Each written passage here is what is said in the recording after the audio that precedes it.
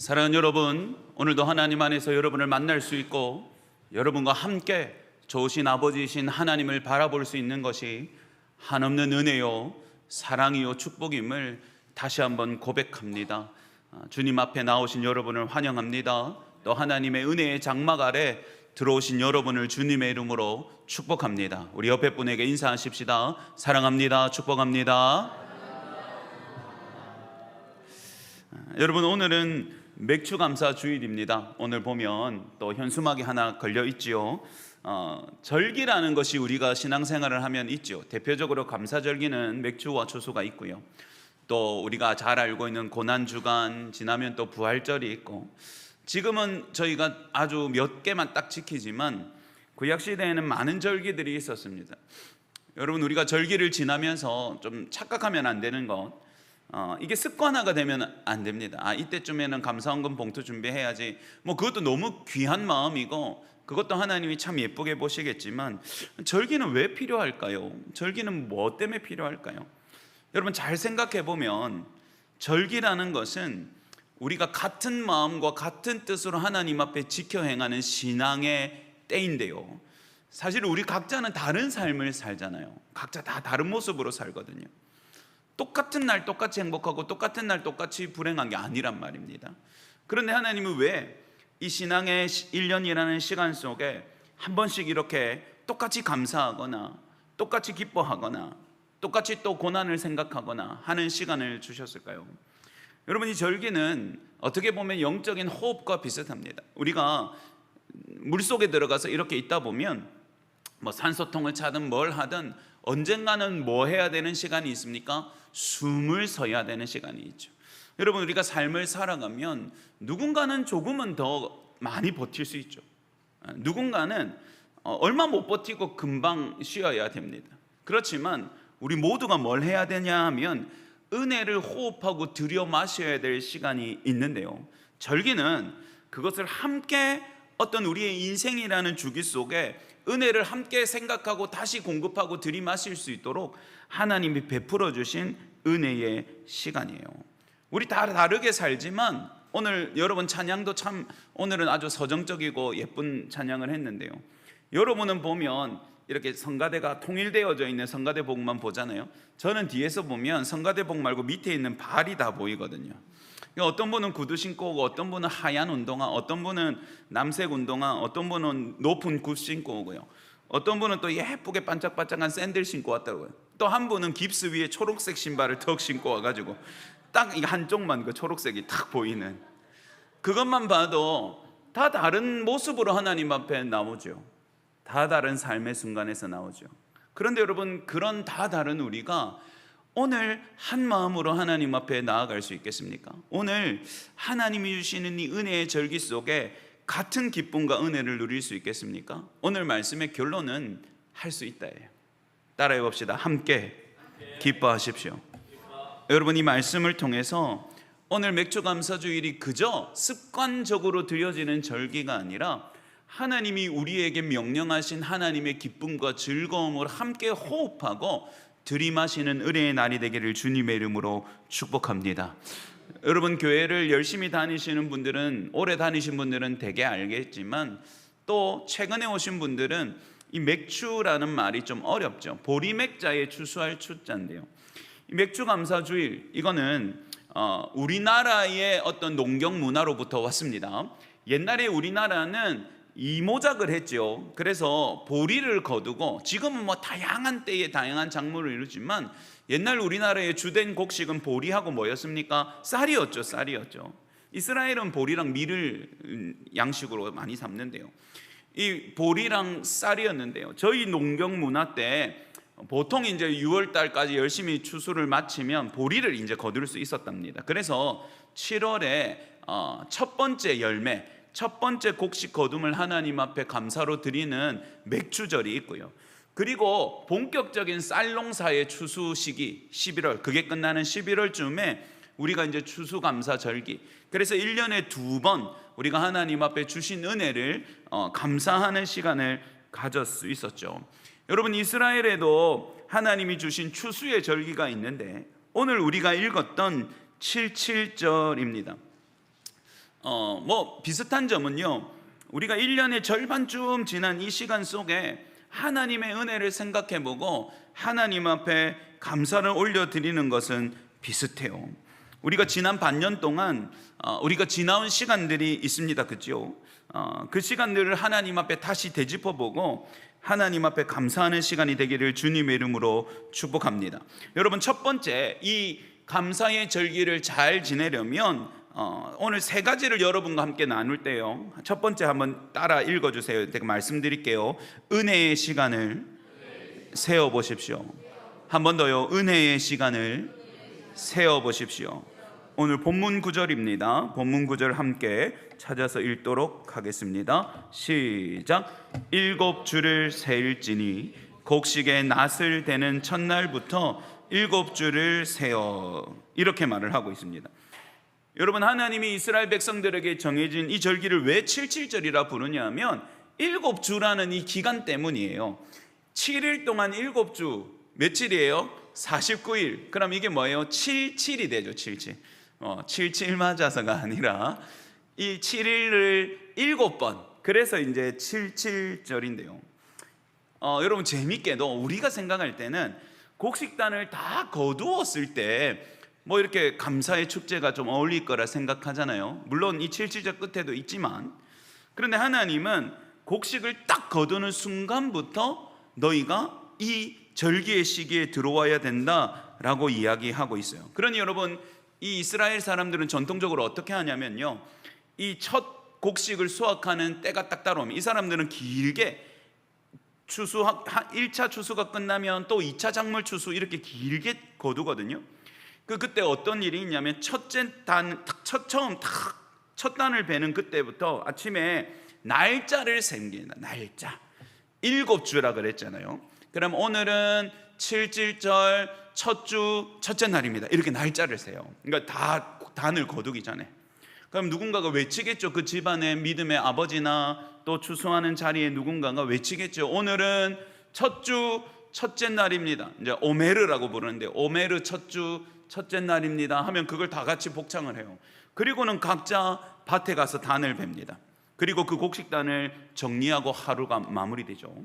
둘째 날 또 들에 나갈 때 뭐라고 하겠습니까? 오늘은 첫 주 둘째 날입니다. 이렇게 세고 가는 거예요. 여러분, 그렇게 해서 49일 동안 곡식단을 거두는 시간 내내 날을 세고 있어요. 여러분, 날을 왜 세라고 말씀하셨을까요? 여러분, 성경에서 날을 세는 것은 지나온 시간, 지나가는 시간을 믿음으로 해석하는 작업입니다. 그냥 일에 쫓겨서 야 봐라, 이제 다 익었다, 이거 빨리 안 베면은 이거 다 안 된다, 빨리 가자, 일하자, 오늘 일당 다 채워라. 요즘에 현대의 일은 이렇죠.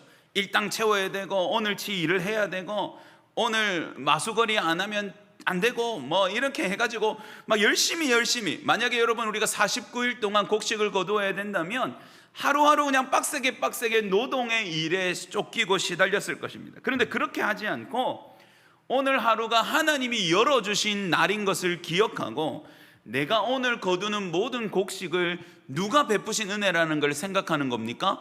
하나님이 베푸신 은혜라는 것을 기억하는 거죠. 그냥 흘러간 시간으로 보지 않고 그 시간 속에 하나님이 어떻게 역사하시고 어떻게 인도하셨는지를 다시 생각하게 하는 겁니다. 사랑하는 여러분, 우리가 이제 6월달이 딱 끝났잖아요. 어떻게 생각드셨어요? 와, 벌써 7월이야? 강사님 저하고 이제 또 교회의 이제 하반기 일정들을 고민하면서 둘 다 똑같이 한 말이 한 거 없는 것 같은데 벌써 절반이 지나갔네요. 이런 이야기를 했어요. 물론 열심히 했지만 또 곰곰이 생각해 보면 쏜살같이 지나간 것처럼 느껴지기도 하죠. 반대로 어떤 분들은 이 6개월이 너무너무 더디다고 생각하신 분도 있을 수 있어요. 특별히 하루하루를 좀 아픔을 곱씹어야 되고 하루하루를 약간 두려움이나 걱정 속에 살아야 했다면 이 시간들이 참 길었다라고 느끼는 말도 있을 거예요. 여러분, 세상 사람들은 이 시간을 이렇게 점검할 겁니다. 6개월 내가 진짜 열심히 잘 살았네. 진짜 망했네. 아니면 운이 좋았네. 재수가 없었네, 재수가 있었네. 그 대부분의 사람은 어떻게 하다 보니까 그냥 지나왔네 라고 생각하겠죠. 그렇지만 성도들은 그렇게 생각하지 않는 거예요. 여러분, 눈을 감고 눈을 한번 다 감아 보세요. 우리 지금 6개월 살았거든요. 이 6개월 동안에 여러분이 제일 행복했거나 보람찼거나 재밌었거나 기뻤던 시간이 있으면 한번 떠올려 보세요. 금방 안 떠오르질 수도 있어요. 언제가 기뻤습니까? 여러분의 생일? 아니면 여행을 갔습니까? 오랜만에 친구를 만났습니까? 아니면 여러분이 하시는 일이 좀 잘 되는 순간이 있었습니까? 아니면 하나님이 주신 은혜나 예배의 감격이 좀 특별히 컸던 날이 있습니까? 이런 시간도 있죠. 여러분, 계속 이제 눈을 감고 생각해 봅시다. 그러면 여러분, 어쩌면 우리는 이게 더 생각이 잘 나거든요. 너무너무 슬펐거나 무서웠거나 걱정됐거나 정신없었거나 아팠거나 참 화났거나 내가 참 불행하다고 느꼈던 시간이 있으면 한번 떠올려 보세요.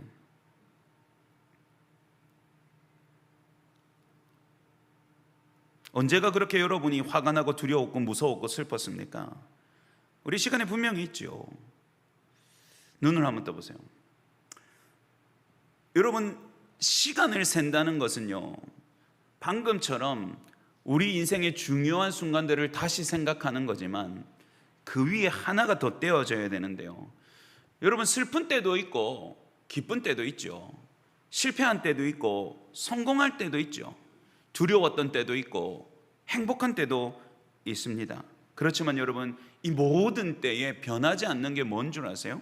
한번 따라해 봅시다. 하나님께서 날마다 인도하셨습니다. 할렐루야. 여러분, 이걸로 다시 읽어보는 거예요. 여러분, 방금 우리가 생각했던 6개월이라는 시간을 만약에 그림으로 불어본다면 어떤 날은 이렇게 절벽처럼 깎여져 있는 그래프가 나올 수도 있겠죠. 어떤 날은 이렇게 반대로 산처럼 솟은 그래프가 나올 수도 있을 거예요. 그렇게만 보면 삐쭉빼쭉해요. 볼록볼록해요. 뾰족뾰족해요. 그렇지만 감사의 절기는 어떻게 지나가는 거냐면, 그전에는 이렇게 들쭉날쭉한 인생의 그래프로 읽었던 이 전체 공간을 하나님의 은혜로 메우는 거예요. 꽉 채우는 거예요. 그리고 다시 읽는 거예요. 아팠던 시간도, 기뻤던 시간도, 절망의 시간도, 소망의 시간도 하나님의 은혜로 이 공간들을 다 채우고 나면 우리가 다시 읽게 되는 겁니다. 어떻게 해요? 한 번 더 고백해 봅시다. 모든 것이 하나님의 은혜였습니다. 오늘 맥주감사 주일에 여러분의 인생의 6개월의 시간을 하나님의 은혜와 하나님의 인도하심으로 다시 읽을 수 있는 복이 있기를 주님의 이름으로 축복합니다. 여러분, 그렇게 반년을 세워보는 겁니다. 큰 사건만 세는 게 아니라 작은 은혜도 세워야 합니다. 여러분, 아침에 눈을 뜨게 하신 것도 하나님의 은혜죠. 열심히 하루를 일하다가 맛있는 식사하는 것도 하나님의 은혜입니다. 또 우리가 매번 이렇게 은혜의 예배를 드릴 수 있고 하나님의 말씀이 저와 여러분에게 전달되어지고 함께 예배하고 찬양할 수 있는 우리 교회가 있는 것도 하나님의 은혜인 줄 믿으시기 바랍니다. 때로는 넘어졌지만 그 넘어짐도 지나고 보면 다시 일어나게 하시는 하나님의 은혜가 있는 것이고요. 때로는 아팠지만 그 아픔도 곰곰이 생각해 보면 하나님의 눈물 닦아주심이 있었던 것도 은혜인 거예요. 어떨 때는 행복한 시간들을 통해서 사람을 통해서 하나님이 위로해 주시기도 하고요. 어떨 때는 조금 어렵고 힘든 시간을 통해서 하나님 앞에 다시 겸손하게 하시고 기도하게 하신 것도 은혜인 줄 믿으시기 바랍니다. 여러분, 먼저 우리는 하나님이 주신 은혜와 하나님의 인도하심으로 시간을 세어 보아야 하는 것이죠.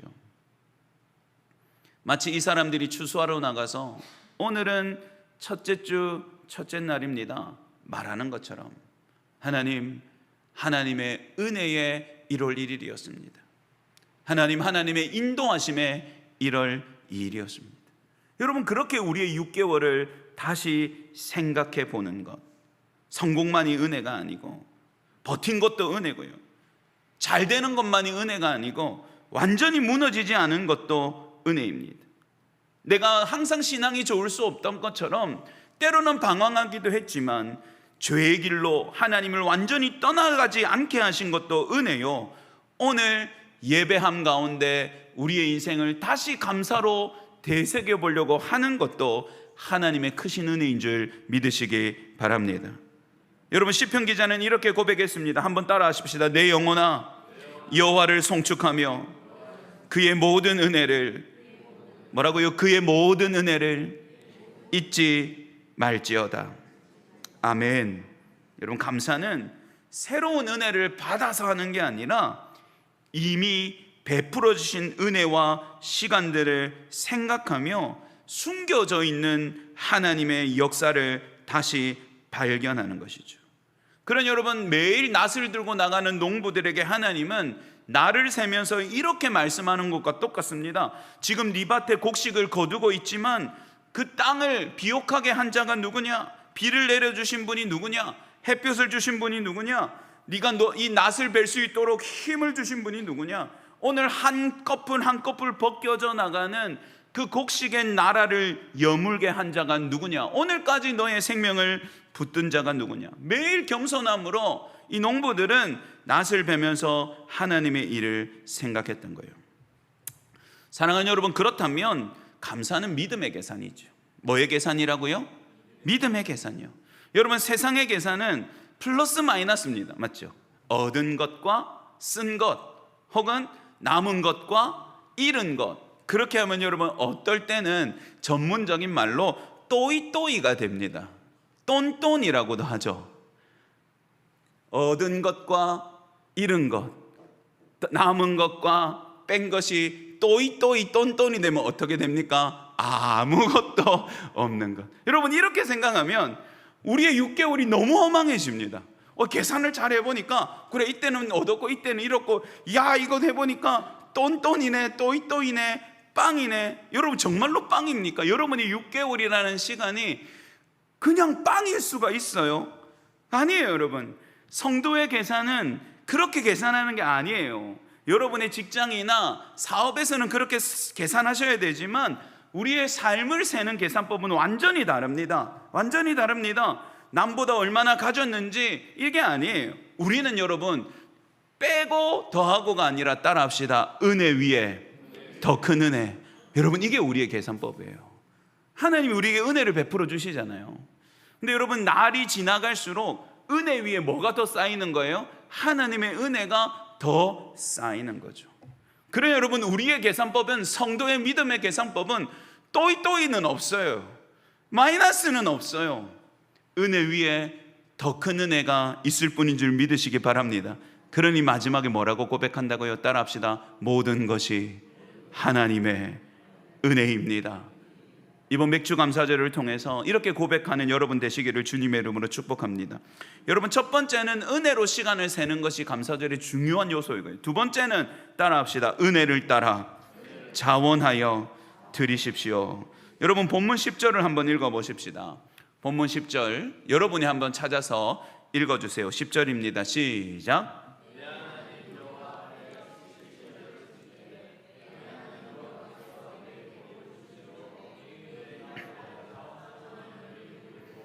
아멘.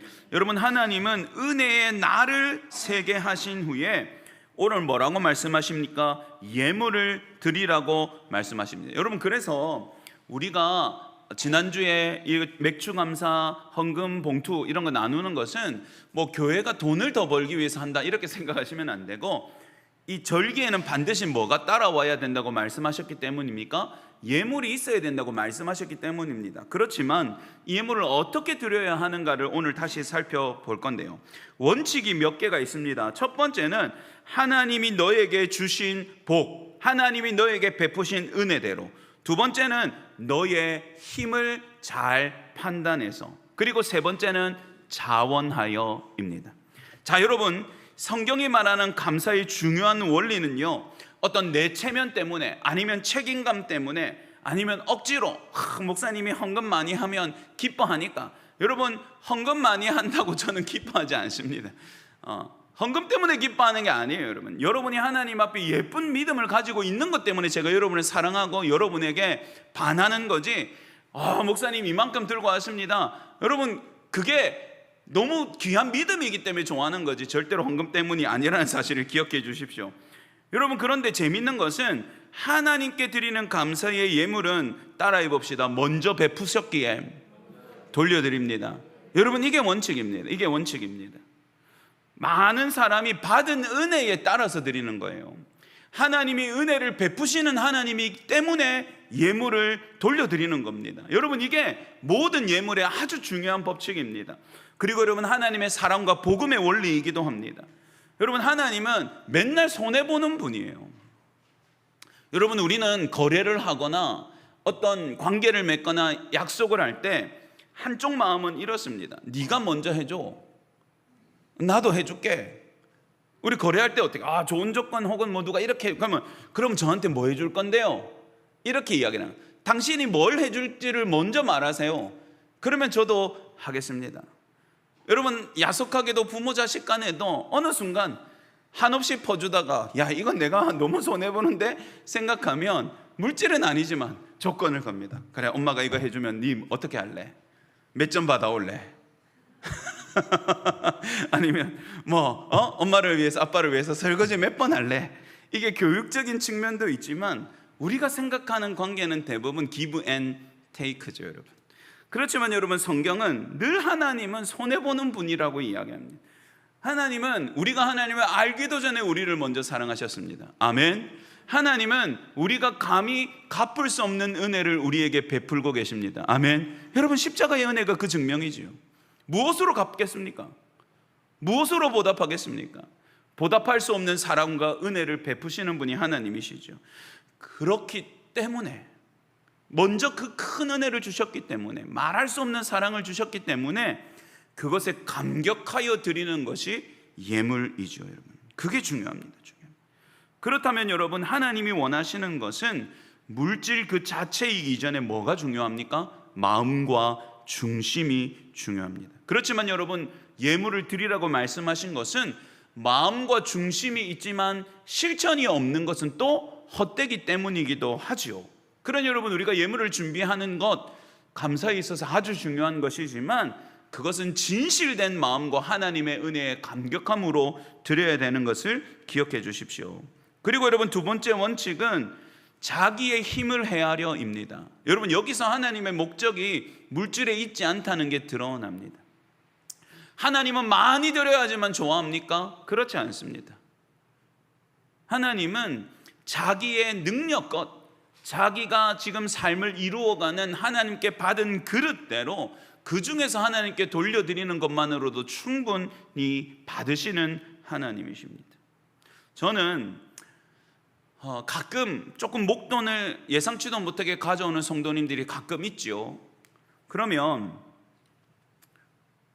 제가 조금 성격이 그래서 그런지 모르겠지만 저는 좀 물어봅니다. 일단은 이렇게 드릴 수 있을 만한 상황이신지, 두 번째는 혹시나 상황이 안 되는데도 힘겹게 이렇게 드리면 하나님이 좀 나를 도와주시지 않을까, 이런 기대로 혹시나 드리시지는 않는지 물어봐요. 그래서 만약에 어떤 분이 사실은 제가 너무 힘겹고 어려운데 내가 전세금을 뺐는데 그 중에 일부, 그리고 제가 너무 힘든데 이렇게라도 하나님께 헌신하면 하나님이 도와주지 않으실까 해서 드립니다. 여러분, 잘 들으세요. 물론 진짜 힘겨운 가운데서 전부를 드리는 것은 믿음 없으면 안 됩니다. 제가 알죠. 그거 누가 그렇게 쉽게 할 수 있겠습니까? 그렇지만 여러분의 삶을 지탱하지 못할 정도로 드리는 것을 하나님이 정말로 기뻐하겠습니까? 저는 그렇지 않다고 생각해요.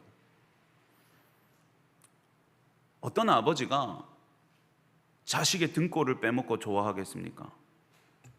여러분, 이거 오해하면 안 됩니다. 힘겹게 드리는 게 나쁘냐? 아니요, 좋은 거죠. 그건 진짜 아무나 할 수 없는 거예요. 그럼에도 하나님은 아버지시거든요. 아버지시거든요.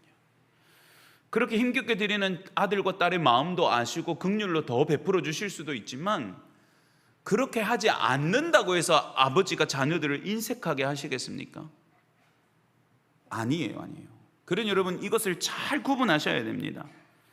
여러분이 진짜 주신 은혜가 너무 커서 내 능력보다 더 드리고 싶으실 때는 드려도 됩니다. 그렇지만 여러분의 삶을 너무 내팽개치고 무리하게 드리는 것은 오히려 하나님과 교회 앞에도 별로 좋은 것이 아닐 수 있다는 사실을 기억하세요. 그리고 하나님이 아끼지 않고 하나님께 드리는 자를 위하여 일하시는 하나님은 맞지만 무언가를 바라고 드리는 것은 나중에 상처가 됩니다. 그러니 그렇게 하지 마세요. 차라리 하나님 앞에 눈물로 더 기도하세요. 그렇게 해도 하나님은 여러분을 위하여 정말로 열심히 일하시고 여러분의 인생 가운데 역사하시는 하나님이십니다. 그래서 여러분, 중요한 마지막 요소는 뭡니까? 따라합시다. 자원하는 마음으로. 그러니 여러분, 이 모든 것을 합쳐서 마지막에 뭐가 나와야 됩니까? 자원하는 마음. 조금 더 해석하자면 기꺼이 드리고 싶은 마음이죠. 기꺼이 드리고 싶은 마음이죠.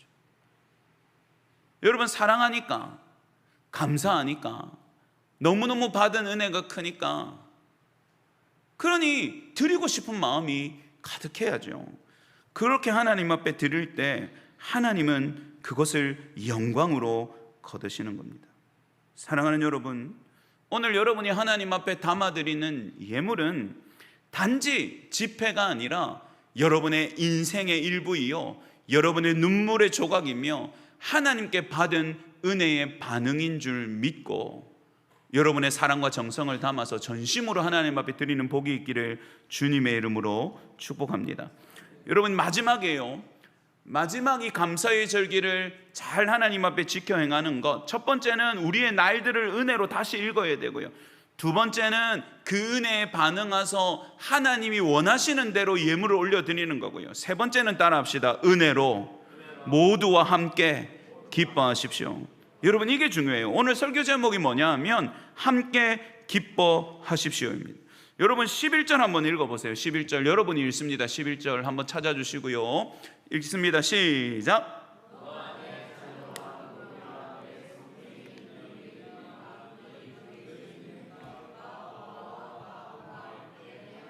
여호와께서 자기의 이름을 두시려고 택하신 곳에서 내 하나님 여호와 앞에서 즐거워할지니라. 아멘. 자, 여러분, 감사의 절기와 예물을 드리라 하면서 뭐라고 말씀하십니까? 너, 그 다음은요, 내 자녀, 가족이지요. 그 다음은요, 노비, 네가 부리고 있는 사람, 그 다음에 성중에 있는 레위인, 그 다음에 객, 고아, 가부. 자, 여기 자녀를 제외한 노비, 그 다음에 레위인, 객, 고아, 가부는 자기의 소산이 없는 사람들입니다. 그러니까 지금 이 추수의 계절에 자기가 거둔 게 없는 사람들이에요. 레위인은 백성들이 거둔 것을 자신들의 몫으로 가져가는 사람이기 때문에 그렇고요. 노비는 열심히 거두지만 그것이 자기 것이 아니고 누구의 것입니까? 주인의 것이죠. 객은요, 이방인이고 손님이기 때문에 애초에 이 추수에 자기의 몫이 있을 수 없고요. 고아와 가부는 이 기업을 물려받아야 되는 아버지, 남편이 없기 때문에 이 추수의 때에 소산이 없는 사람들입니다. 그런데 여러분, 하나님이 어떻게 하라고요? 이때는 그 모든 사람을 같이 불러서 여호와께서 자기 이름을 두시려고 택하신 곳, 어디입니까? 성전이에요. 성전. 이 말은 뭡니까? 하나님 앞에서, 뒤에 나오죠. 여호와 앞에서 어떻게 하라고요? 즐거워할지니라. 자, 여러분, 감사의 절기는 하나님이 주시는 목적은 뭐냐 하면, 따라합시다. 하나님 앞에서 기쁨으로 그분의 기쁨에 동참하라. 여러분, 이게 절기의 의미예요. 하나님의 기쁨 안으로 들어오라는 거예요. 들어오라는 거예요. 여러분, 잘 생각해 보세요. 이 기쁨의 계절에, 추수의 계절에 거두는 사람들은 사실은 너무 기쁘죠. 왜냐하면 그동안 고생하고 땀 흘렸던 대가를 지금 받지 않습니까?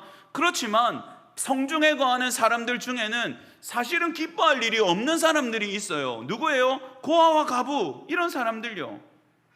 여러분, 이 사람들에게는 이 추수의 때가 오히려 더 외로워요. 우리 아버지 살아있을 때는 우리도 저 추수의 기쁨에 동참했었는데, 안 그렇겠습니까 여러분? 나의 남편이 살아있을 때는 나도 저 추수의 기쁨에 함께 동참했는데, 근데 지금 없잖아요. 기뻐할 수 없는 사람들이 있다, 이 말입니다. 여러분, 이게 아주 중요합니다. 하나님은 우리에게 기쁨을 주기를 원하시지요. 그런데 우리의 인생의 상황에 따라서 기뻐하지 못하고 감사하지 못하는 삶의 순간에 있는 사람이 있을 수 있잖아요. 여러분, 오늘 우리 맥주 감사 주일입니다 하고 선포한다고 해서 여러분의 인생의 모든 고통들이 갑자기 멈추어지고 이 한순간만은 기쁨으로 바뀌었다가 내일부터 다시 어두워집니까? 그렇지 않잖아요. 누구는 계속해서 연속되지는 슬픔 가운데 이 기쁨의 절기를 맞이해요. 누구는 참 속상하고 가슴 아프지만 그래도 하나님 앞에 소망을 가지고 나와서 이 기쁨의 절기를 참여합니다. 그럼에도 하나님의 뜻은 분명해요. 모두가 함께 내 앞에서 즐거워해라. 이 세상에서 고난하고 슬프고 지치고 땀 흘리고 수고하는 자들아, 오늘은 내 앞에서 너희가 나의 기쁨에 동참해라. 여러분, 이게 하나님의 뜻입니다. 그러면 이 뜻을 어떻게 이루어야 하겠습니까? 여기에 이제 우리의 중요한 요소가 있는 것이죠. 여러분, 기쁨의 힘과 여력이 있는 사람, 감사의 여력이 있는 사람이 기뻐하지 못하는 사람, 감사하지 못하는 사람에게 뭘 채워줘야 됩니까? 기쁨을 채워주어야 하는 거예요. 할렐루야. 그래서 어떻게 해요? 모두가 함께 하나님의 기쁨을 누릴 수 있도록 해야 되는 거예요. 그래서 여러분이 감사주일에는 위로는 하나님께 전심을 당한 감사를 드리고 은혜를 다시 생각하고 하나님의 예물을 올려드리지만, 옆으로는 믿음의 형제와 가족, 이웃에게 이 감사를 나누고 흘려보내서 함께 하나님의 기쁨 안에 머물도록 하는 것이 하나님의 목적이요 뜻이다, 이 말입니다. 나만 감사 잘하면 됐지, 나는 정성껏 예물 드렸으면 됐지. 여러분, 그게 아니라는 거예요. 옆을 좀 돌아보아야 된다는 겁니다. 여러분, 우리 형제 자매들 중에도 어떤 분들은 그래 6개월 동안 참 감사한 일이 많았지. 그렇지만 어떤 분들은 그래 참 감사 찬송 부르면서도 눈에 그림자가 있고 마음에 어두움이 있는, 또 불안함이 있는 성도들이 있잖아요. 그러면 오늘 어떻게 하라는 거예요? 가서 위로하라는 거예요. 격려하라는, 축복하고 함께 기뻐할 수 있도록 그분들의 마음을 밝히라는 겁니다. 그들의 인생의 어두움과 삶의 어려움이 있으면 나누라는 거예요. 오늘 보는 것처럼 이 추수의 기쁨에 동참할 수 없는 그들까지 불러서 잔치를 베풀라는 거예요. 함께 먹고 마시라는 겁니다. 그들의 양식을 채워주고 그들에게도 몫을 나누어 주어서, 여러분 사실은 자격은 없죠. 손님이 이 추수에 어떻게 자기 몫이 있습니까? 없잖아요. 없어요. 노비에게도 딱 정해져 있는 것 외에 곡식을 많이 얻었다고 해서 자기의 것이 더 생깁니까? 그렇지 않습니다. 고아와 과부는요, 원래라면 그냥 추수하고 남겨진 이상만 주우면 됩니다. 그렇지만 그런 것으로는 하나님의 기쁨에 다 온전히 동참할 수 없으니 자격 없는 자에게도 뭘 나누어 주라고요? 몫을 나누어 주라고요. 근데 여러분, 이게 특별한 일이 아니에요. 12절 보실래요? 12절 제가 읽을게요. 너는 애굽에서 종되었던 것을 기억하고 이 규례를 지켜 행할지니라. 아멘. 뭘 기억하라고요? 너희가 원래 뭐였다고요? 애굽에서 종이었다. 이게 무슨 말이겠습니까?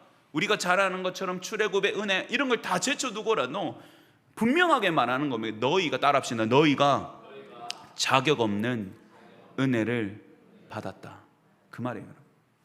너희가 자격 없는 은혜를 받은 자들이라는 것을 잊지 말아라. 그러니 너희도 자격 없는 자들에게 나누어라. 그래서 내 앞에서 함께 즐거워해라. 이 기쁨에서 소외되는 자가 없도록, 이 기쁨에서 낙오되는 자가 없도록 너희가 그들을 기쁨 가운데로 인도하고 그들과 함께 나의 기쁨을 나누어라. 그렇게 말씀하고 있는 것이죠. 여러분, 그것이 하나님 앞에 감사의 절기를 맞이하는 성도들의 기쁨이에요. 책임이지요. 어떤 가정에는 여러분 위로가 필요합니다. 오늘 이 감사절기에도 나오지 못한 성도에게는 전화 한 통이 필요할 수 있죠. 또 좀 어려운 때를 살아가는 형제 자매와 이웃에게는 작은 실제적인 도움의 손길이 필요하죠. 어쩌면 삶의 아주 치열한 순간을 살아가는 어떤 청년에게는 네가 혼자가 아니라고, 우리가 함께 기도하고 있다는 말 한마디가 필요할 수도 있습니다. 우리 중에 좀 노년이 있으신 우리 믿음의 선배님들에게는 함께 앉아주고 귀를 기울여주고 부축해주는 그 작은 동작이 필요할 수도 있죠. 사랑하는 여러분, 이 아름다운 은혜의 절기에 혼자 감사하지 마시고 함께 기뻐하시는 은혜가 있기를 주님의 이름으로 축복합니다. 여러분, 말씀을 정리합시다. 오늘 하나님은 우리에게 세 가지를 말씀하셨습니다. 따라해 봅시다. 은혜의 시간을 세워라. 은혜를 따라 자원하여 드려라. 그 은혜로 함께 기뻐해라. 여러분, 맥주감사주일은 단순히 상반기를 결산하는 날이 아닙니다. 이날은 하나님 앞에서 은혜를 회복하고 기억을 회복하고 기쁨을 나누는 날이에요. 주님이 여기까지 인도하셨습니다. 이 고백을 회복하는 날이고, 주님이 내 삶의 모든 것의 주인이십니다 하고 하나님 앞에 드리는 헌신을 회복하는 날이고, 무엇보다 이 날은 주님이 주신 기쁨으로 함께 기뻐하고 함께 즐거워하는 날입니다. 사랑하는 부산충무교회 모든 성도님들, 오늘 맥주감사절에 하나님이 주시는 은혜의 회복과 하나님을 향한 믿음의 고백과 무엇보다 서로가 함께 하나님 앞에 기쁨과 즐거움을 누릴 수 있도록 사랑과 위로와 격려하는 그런 복된 주님의 성도들 되시기를 주님의 이름으로 축복합니다.